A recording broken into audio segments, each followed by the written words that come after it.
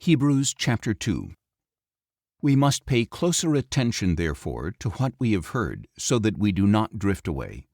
For if the message spoken by angels was binding, and every transgression and disobedience received its just punishment, how shall we escape if we neglect such a great salvation?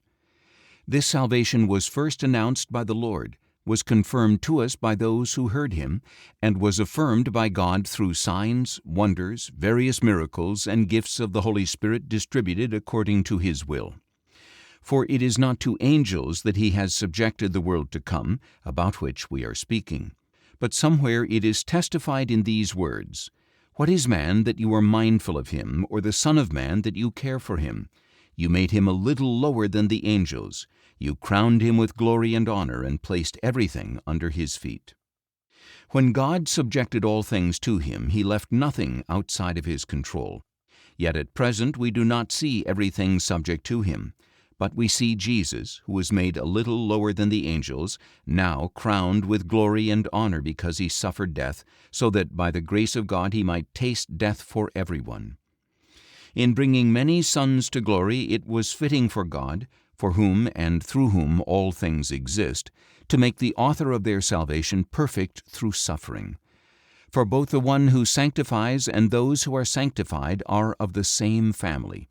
So Jesus is not ashamed to call them brothers. He says, "I will proclaim your name to my brothers. I will sing your praises in the assembly."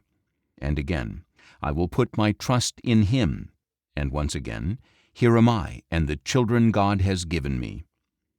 Now, since the children have flesh and blood, he too shared in their humanity, so that by his death he might destroy him who holds the power of death, that is, the devil, and free those who all their lives were held in slavery by their fear of death. For surely it is not the angels he helps, but the descendants of Abraham.